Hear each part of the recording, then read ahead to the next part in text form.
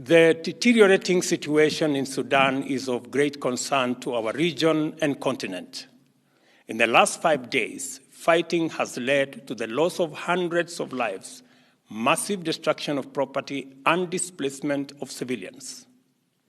Kenya is deeply alarmed that a misunderstanding over a single outstanding item in the political framework agreement, namely the time frame for the integration of the Rapid Support Forces into the Sudan Armed Forces, has degenerated into violent conflict.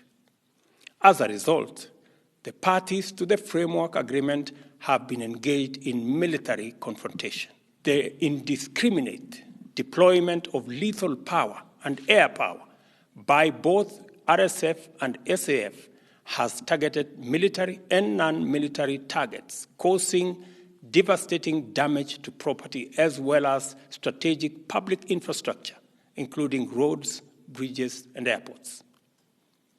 We are also deeply concerned that members of the diplomatic community have been targeted and civilians in general have been caught in the crossfire. A pattern of systematic violation of established norms and principles of international humanitarian law is clearly emerging, and this situation is evolving into a threat to regional and international peace and security. Kenya implores the leadership of the two parties to ensure full compliance with the resolution of the Intergovernmental Authority on Development Heads of State Summit held last Sunday.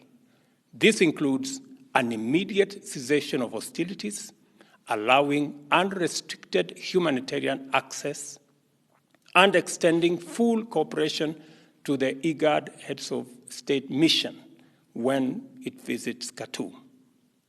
The outcome of these engagements and evidence of cooperation from the two parties will be crucial to the resumption and conclusion of the negotiations on the political framework agreement.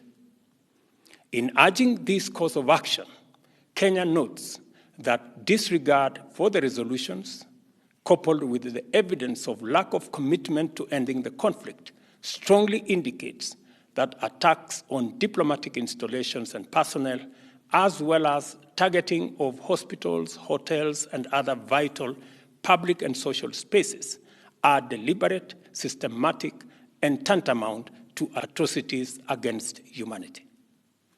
There is real danger that the escalation of hostilities in Sudan could implicate external, regional, and international actors and degenerate into a security and humanitarian crisis on a disastrous scale.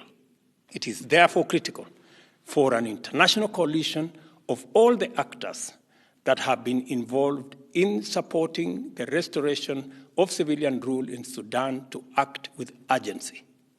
The United Nations, Africa Union, IGAD, and all the other stakeholders for the Sudan must lead a process that extends beyond mere cessation of hostilities towards the restoration of sustainable peace, security, and stability.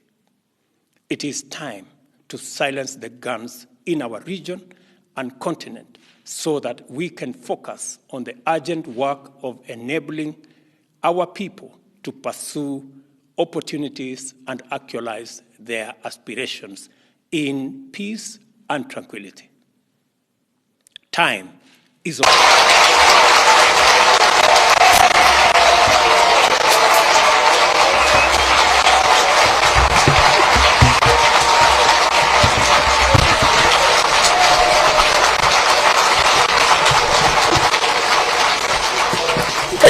Thank you very much, Martha. I'm sorry if I ambushed you, but you have given a good account of yourself, even with the ambush. And sorry, the people of protocol, if I have messed up in any way, I'm sorry.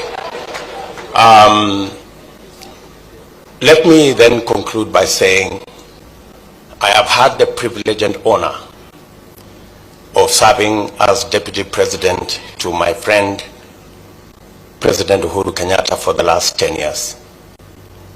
And it's an honor that I cherish.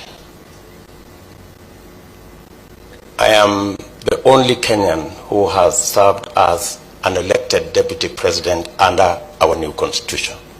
I don't consider that a simple thing, and I thank God for it.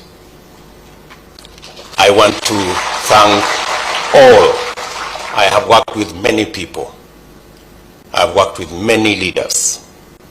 I have worked with many members of parliament and senators and members of our executive. And they have supported me in my responsibilities. And on this prayer breakfast day, I want to thank God for all of you and wish each and every one of you well as you journey into the future. I also want to thank my brother, President Uhuru Kenyatta, who's been my boss and leader, for the opportunity to serve with him the people of Kenya. My friend, President Uhuru Kenyatta, as you head to retirement, it's my prayer that God will give you every aspiration of your heart.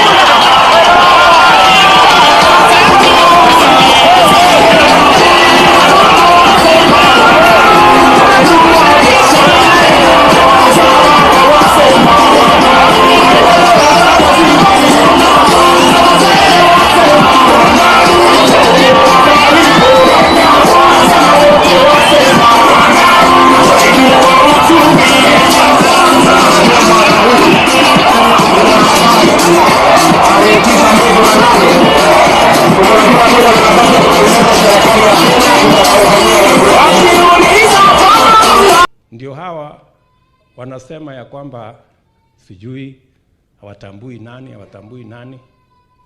Sasa mimi nataka niwaulize hawa marafiki zetu, my friends, si hata mbadilishe tactic kidogo. Sasa ile ya zamani mnaendelea tu naye. Ile ya zamani mlisema ati Moi hakushinda, Moi akakuwa rais. Mkasema Kibaki hakushinda, Kibaki akakuwa rais.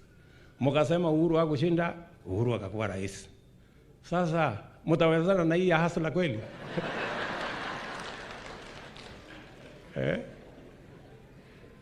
Kwa sababu unajua hawa watu hakuna kitu wanataka. Hii ni watu wanapanga tu mambo ya nusu mkate, sijui wanatafuta handshake. Mimi nataka niwaambie mapema mchana, my friends, sahau mambo ya handshake. I am here today to undertake a very important personal obligation. which I believe by virtue of the office I hold ought to be made visible to all Kenyans as a signal of my commitment to fulfill my duties as a citizen, as a leader, and as President of Kenya. Let me state for the record that I have always endeavored to be fully tax compliant and to remit my taxes due to government in full, and I try always in time. This exercise is not a mere dramatization or other empty public performance. It is something I believe in wholeheartedly, and it is something I cherish. Kama mtu wako na njaa, umaskini, mtoto hajasoma vizuri,